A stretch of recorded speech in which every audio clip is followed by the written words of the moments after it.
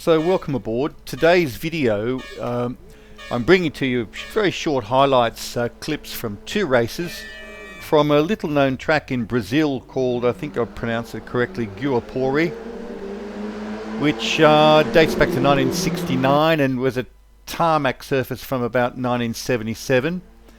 I'm in the black and green car in front, and I have a fantastic race-long battle with a really good clean driver called Manuel Carrera in the red and white car, number 36. So bringing you the opening lap as we go around the circuit. It's a 3-kilometre track, plus or minus a few yards, 1.9 miles. Interesting little circuit. Like many circuits around the world, it was a disused aircraft runway, airport, and the main straight, and I think the section heading up to or away from turn 4 tunnel were two perpendicular runways. And today's a great example. We're in the competition system from RFactor2, and it's just a great example of how much fun you can have with 6 cars on the track. It's literally you only need one person near you to have a really good battle. And in this fight today with Manuel Carrera, or Manuel Correa, sorry Manuel if I'm butchering your name there, we just had an almighty ding-dong battle, and the gap you're looking at now is the biggest gap between us over the 25-minute race. That worked out to about 21 or 22 laps here. The car is the Alpine 110 GT4 version, which is a lovely little car. My only small complaint is, for a mid-engine car, it's impossible to set it up for oversteer. Not that I like oversteer, but if you can get it, if you can move it from understeer to oversteer with setup, then you've got a chance to balance it how you want. Here at this circuit, it absolutely eats front tyres, and tyre wear becomes an issue during this race. I think I finished with a front right tyre wear with level remaining of 24% on the front right, and so with some long and very tactically important left-hand corners, that became a bit of a deal. So we've jumped on board with Manuel. This is the final left-hander onto the pit straight, and this becomes a very important corner because unless you get a tidy exit here, you're very, very vulnerable. And here, we're 5 minutes in, so probably about lap 4 or something like that. And this is the first time I'm forced to make the first of many defensive manoeuvres into turn 1. So I moved to the centre there to make it a bit ambiguous as to what was the best thing to do to pass. And here into the right-hander we're getting a little bit closer. Hard to get the apex fully there. It almost feels as if to try to get the apex fully, you're probably going to slow down too much. And the corner's a bit banked, and with banked corners you haven't got to be quite as picky with the apex. So I'm starting to run wide there, and that's more pressure than tyre wear at this stage. We're coming up to this corner, in English is called the radiator corner, and this is a bit of a heart and mouth, nearly flat in 5th, requires just a tiny little lift to generate a bit of lift off oversteer, or a tiny touch on the brakes to get some weight on the front axle, or you risk running wide and or really, really nuking the fronts. So, and we're now back at the final corner, and you can see again there that Manuel is really getting a good attack going, and I'm going to have to defend again into turn 1, which is named UM. So again I go to the middle to make it quite ambiguous as to what the best choice is, and away we go again. I think we get a little bit closer in what's probably turn 2 here, Catania Enterolfi I think it's called. We have the tiniest of touches there, just a slight misjudgment, and we're off again. Now we're about 10 minutes in, and Manuel is all over me here like the proverbial cheap suit. At this point in time, I think I've probably started to overheat my front tyres a little bit, and Manuel's car seems to be turning in a little bit better than mine. He's certainly getting to the apex better than me, and he's starting to really pressure me into the final corner, which is called Vitoria. And if you can get a good exit there, you're pretty safe. But if you're not getting a good exit, you are really going to be under a lot of pressure into turn one. And I'm starting to feel enormous amounts of pressure from Manuel here into turn one. We'll just switch to his cockpit, his onboard view for a minute.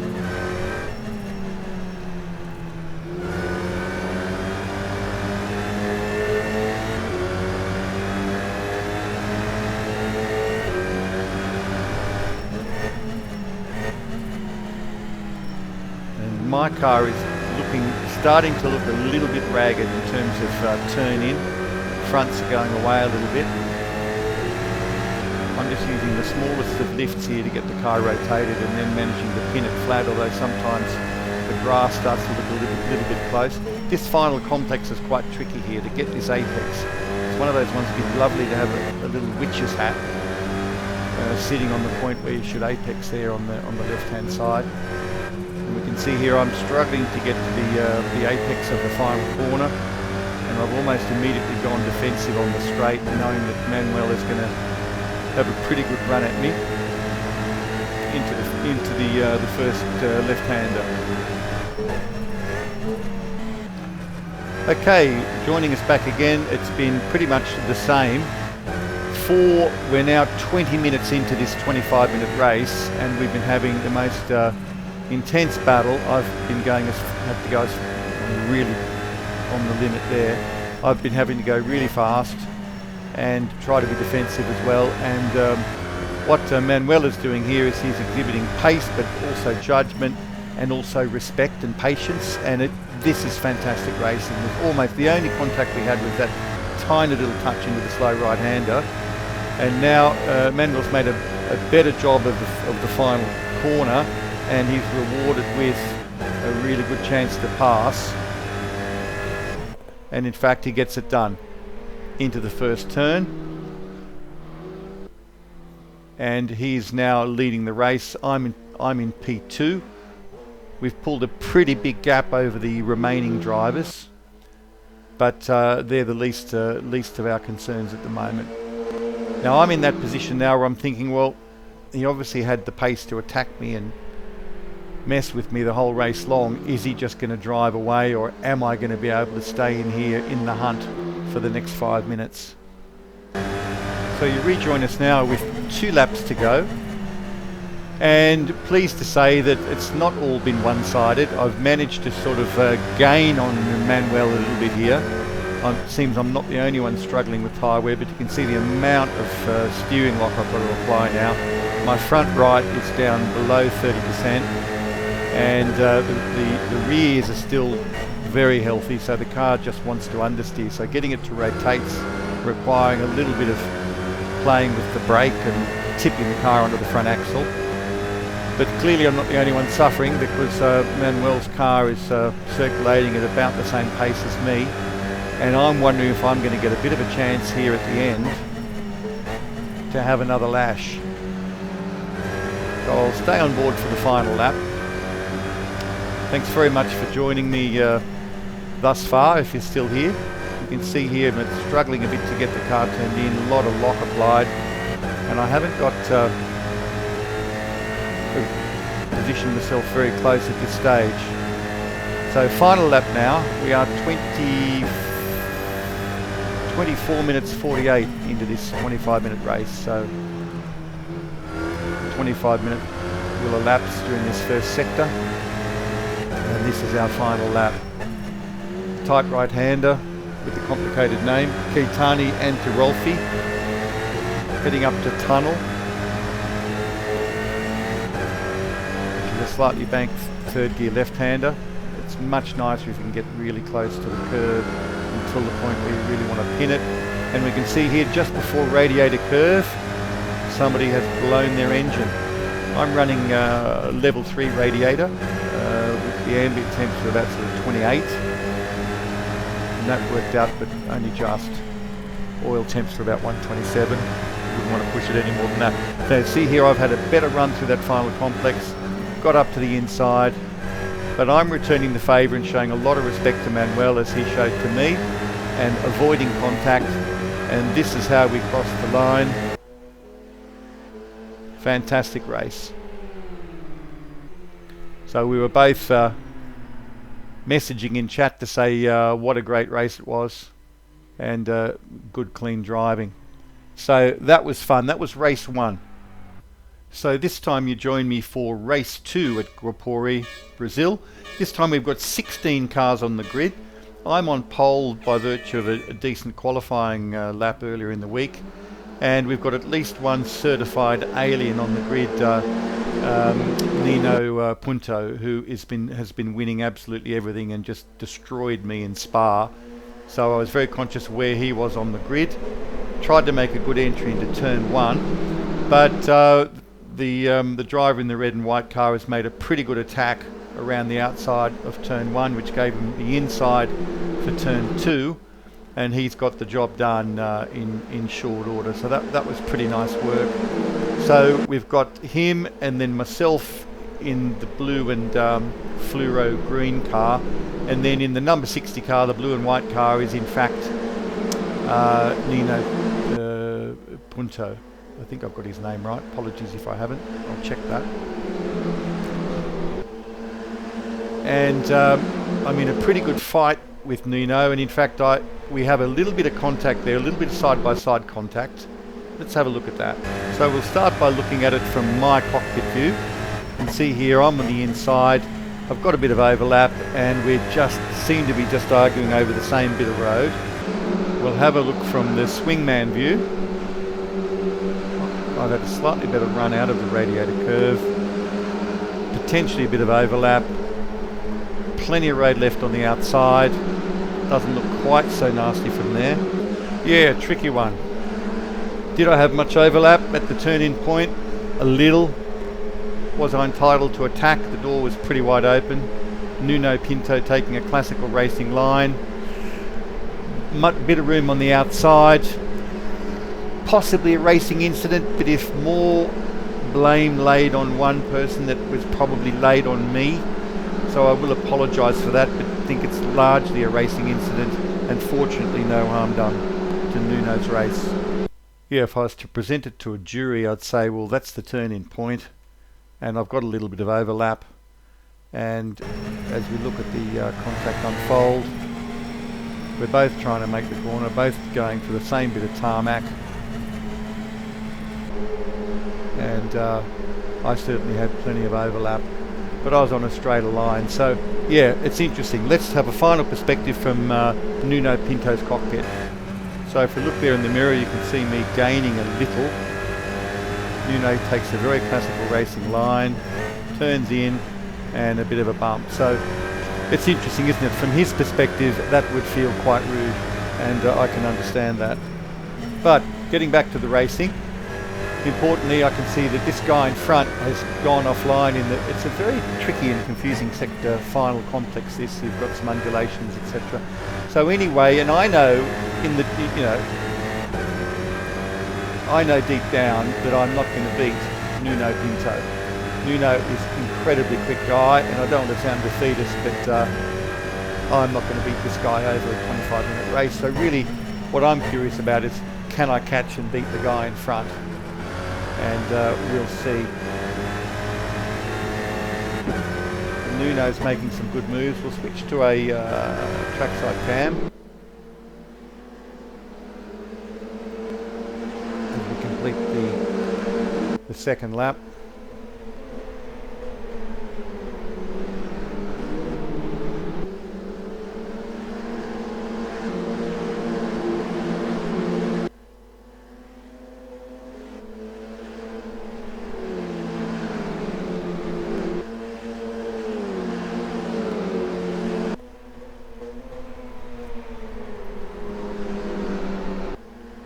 And we see that driver in the lead having an off-track excursion again in that same final complex, and I know that's going to make him vulnerable. Now Nuno, true to form, he's made short work of me, got a great exit out of the final corner, and he has the potential to overtake. Will he overtake this? Will he attack me this lap? And yes, he does. Neat dive down the inside. I've tried to be very, very careful and avoid any contact, so I'm happy about that. three of us are pulling a bit of a gap on the rest of the field. So this is really the fight for the podium, and I'm going to see if any opportunities arise. It's Nuno in front of me, and then another driver in the lead. Let's see what Nuno manages to do. And again, he's got a tighter line exiting the final corner. Let's see if we can get a view from trackside. Same corner viewed from my cockpit, and we can see here that the car that Nuno Pinto's just passed has had a bit of a scrappy turn one, and I'm starting to think, okay, I can race this guy. I can really shoot for maybe P2 in this event today, and that gives me a good feeling. We're dropping the rest of the pack, and we're in business. Tunnel turn, slightly banked, tight left-hander. Exit's pretty important because your speed here determines your speed all the way through the radiator curve. At this stage our front tyres are all still pretty good. And now I'm watching to see what happens to the car in front, whether he makes any little micro errors here in the final complex, and whether I can steal a bit of a march and start to close the gap. And that car is looking slightly unstable already.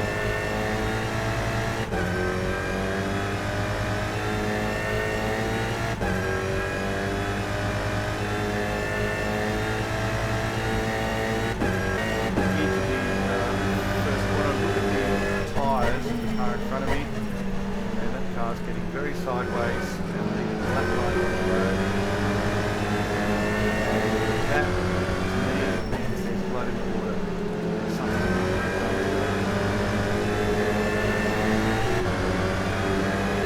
approaching the tunnel corner again, and same again, seeing a lot of sliding, a lot of smoke.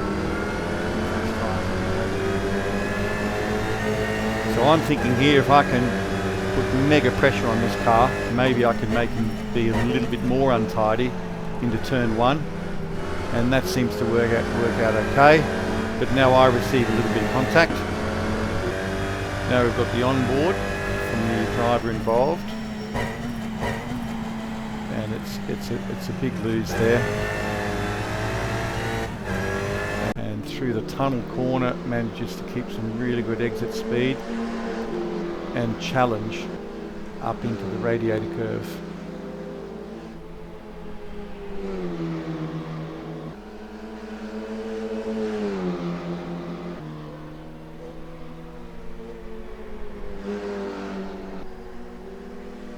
But it looks like so it was a pretty good counter attack. Here's the onboard from the other driver's view.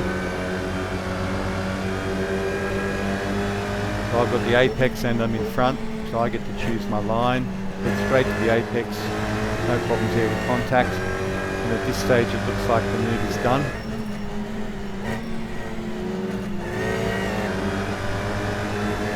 Let's see how we go up the main straight.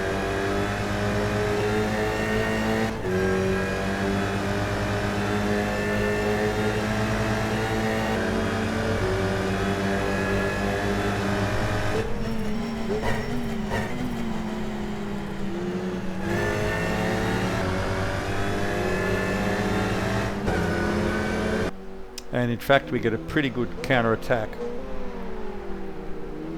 I'm hoping to maybe own the apex at the exit, but don't get a good enough drive. And I'm back in third place again.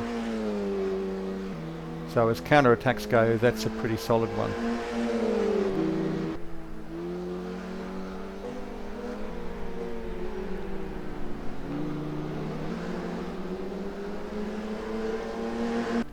Now we're about 10.5 minutes in now, jumped ahead a couple of laps, and between the earlier race that I've put in this video and this race, I've found a bit of a setup change that helps front tyre wear, and I tested it offline with AI, and I went from having 24% left on my front right to having about 46% left on my front right. So in this battle now, I'm thinking I'll just chill out for a couple of laps and see how we go with tyre wear, just really manage tyres a bit, not overheat them, and see if perhaps the car in front starts to suffer at all in terms of tyre wear. See how that looks from on board. And we've had a slight mistake there, which might let me get a better run onto the final straight.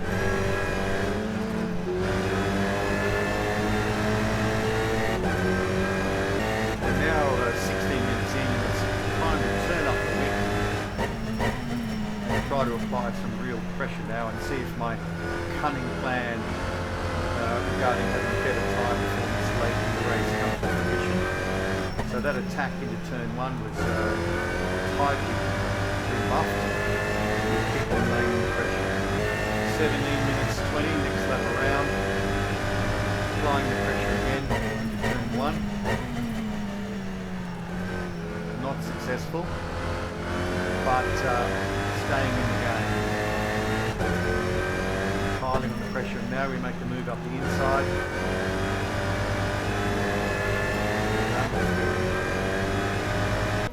Revisiting that now from an external view. So that's turn one. I get a little bit better exit, better line, better drive, and dive to the inside of this tight right-hander. Turn two, and it's job done. I'm now in P2, and I'm pretty excited because I've never been an alien by any means in these sprint races. Most of my good results have come in endurance events, so to be on a grid of 16 drivers and be in second position to somebody of the standard of Nuno Pinto, I'm enjoying that feeling. So we're into it now, and no doubt it's going to be close racing from here on in. Tricky final complex again, and bingo, it's all over. So we're 18 minutes into a 25-minute race, tricky final complex again. Listen to the throttle. And my protagonist was on throttle when that contact occurred. That's me there in the fence. So a bit of a half-hearted slow up and see if I rejoined. And here's how it looked for me in agonising slow-mo. Managed to keep pretty close to the apex. Back on throttle at the moment, but not on full throttle. And bang, front bumper to rear bumper. Car behind me on throttle. And it's a perfect pit manoeuvre, or if you like British touring cars, a perfect Jason Plato manoeuvre. So at this point in time, I'm not best pleased and retire from the race. Was it any worse than what I've done? Well, I've had contacts that were my fault, but I haven't had contacts where it's been my front bumper, the other person's rear bumper on throttle. You know, made mistakes under brakes, where gaps have gotten smaller, but if you're on throttle, glued to someone's rear bumper, you are going to have contact, and it is avoidable. So we'll close the video with a little bit of footage of Nuno Pinto streaking out into the lead. And yeah, summary, well, I was really thrilled to be racing up near the front. It was great to have a close battle.